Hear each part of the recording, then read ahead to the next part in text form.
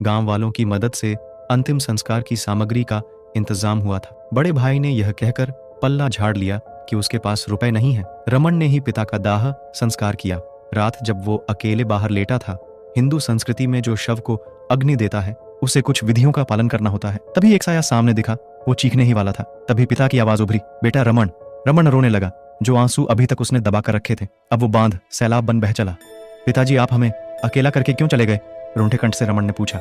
रमन के पिताजी बोले, बेटा मैं मरा नहीं हूं, मार दिया गया हूं। पिता ने कहा। रमन के मुंह से निकला, क्या? बेटा तुझे मालूम ही है कि तेरा बड़ा भाई सुरेश गलत संगत में पड़ गया था। शायद मुझसे ही तुम लोगों की परवरिश में कोई कमी रह गई थी। मैं तुम लोगों की मां नहीं बन पाया, इसीलिए ही तो सुरेश बिगड़ गया। पिता ने कहा। नहीं पिताजी, आपने हम तीनों को ही मां की कमी नहीं खलने दी। आप चाहते तो दूसरी गृहस्थी बसा सकते थे, लेकिन आपने ऐसा नहीं किया। रमन ने कहा। रमन बेटा, मैंने सुरेश को सुधारने की हर संभव कोशिश की, कई जगह प्रयास कर उसकी नौकरी लगवाई, लेकिन वो कहीं भी नहीं टिका। दिन भर आवारा दोस्तों के साथ घूमता रहता और शाम को दारू पीता।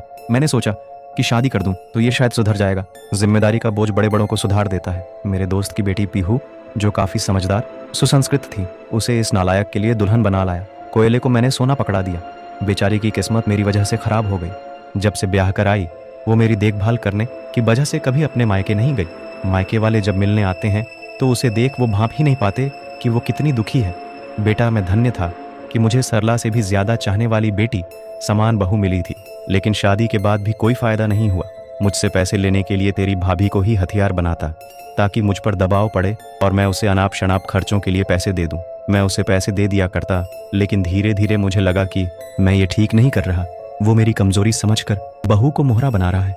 मैंने वकील को बुलाकर अपनी वसीयत बनाई, जिसमें 3 भाग की तेरी भाभी, तुम्हारा और सरला का नाम था। उसमें मैंने सरला को उसका हिस्सा नकदी के रूप में दिया है, और तुम्हारी भाभी का और तुम्हारे लिए संपत्ति का आधा आधा हिस्सा होगा, ताकि मेरे बाद भाभी के पास संपत्ति रहे और तुम्हारा भाई उसका गलत इस्तेमाल न कर सके। और वसीयत मैंने अपने दोस्त मुरारी के पास रखवा दिया था। लेकिन जब सुरेश को यह खबर कहीं से मिली तो वह मुझसे झगड़ने लगा। घर में रात दिन कलह होने लगा। उसने वसीयत मुझसे मांगी, मैंने उसे नहीं बताया कि कहाँ रखी है।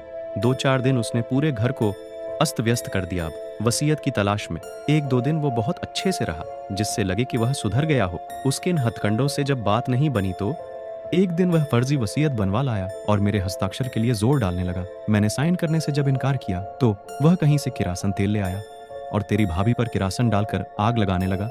तब मैंने उसके डर से दस्तखत कर दिए। उस फर्जी वसीयत में पूरी जायदाद उसने अपने नाम लिखी थी। मुझे गहरा सदमा लगा और मेरे सीने में दर्द शुरू हो गया। मैं नीचे गिर गया। बहू घबराकर सबको बुलाने गई, तब तक सुरेश ने मेरा मुंह तकिए से दबा दिया। यही कहानी है बेटा, मेरी आत्मा को शांति नहीं मिलेगी जब तक तुम लोगों को तुम्हारा हक न मिल जाए। तभी मेरी अस्थियां गंगा में प्रवाहित करना। और हाँ, अपनी भाभी से पूछना, अगर वो तलाक लेना चाहती है तो ले ले। मैंने कई बार पूछा था, लेकिन उसने न कह दिया था उस जानवर के साथ अपनी जिंदगी ना बर्बाद करे। पिता ने कहा। ठीक है पिताजी, रमन ने कहा। पर पिताजी, सरला ने तो बताया, डॉक्टर ने मौत की वजह हार्ट अटैक बताई थी। रमन के पास अभी बहुत सवाल थे। हाँ बेटा, उसने डॉक्टर को भी पैसा दिया था, पर गांव में कहाँ पोस्टमार्टम कराता है कोई। सभी के सामने उसने दुखी होने का खूब नाटक खेला। पिताजी, मैं जब बस से आ रहा था तो मुझे बचाने वाले आप थे क्या? हाँ बेटा, जिस बस से तुम घर के चले थे वो भुताहा बस थी। करीब 4 साल पहले उस बस में आग लग गई थी। सभी यात्री जलकर मर गए थे। हर किसी में कुछ न कुछ वासना थी। सभी अकाल मृत्यु के आगोश में आ गए थे। इसलिए वो हर किसी राहगीर को, यात्री को अपना शिकार बनाते हैं। अब उन्हें इस खेल में मजा आता है। थोड़ी देर बाद वो साया गायब हो गया। रमन ने पूरे विधि विधान से 10वां 13वीं की रस्में पूरी की, लेकिन उसे पता था कि पिताजी यही हैं। उनका शरीर ही पंचतत्वों में विलीन हुआ है, लेकिन आत्मा यही है। 13वीं के बाद विवेक को बुला असली वसीयत रमन ने अदालत में पेश कर नकली वसीयत को खारिज करा दिया।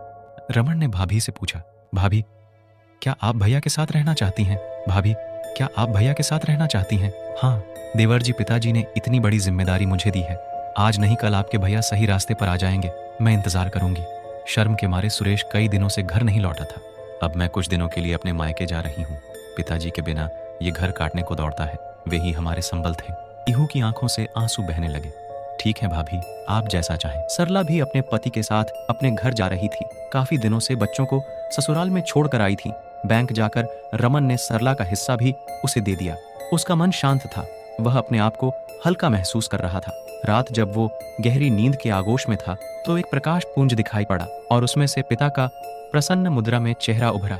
थोड़ी देर में वह प्रकाश पुंज अंतरिक्ष में गायब हो गया। रमण ने कहा, भाभी मायके चलना है क्या? चलो मैं छोड़ दूं, मैं प्रयाग जा रहा हूं। पिताजी की अस्थियों को विसर्जित करने आपको भी छोड़ दूंगा।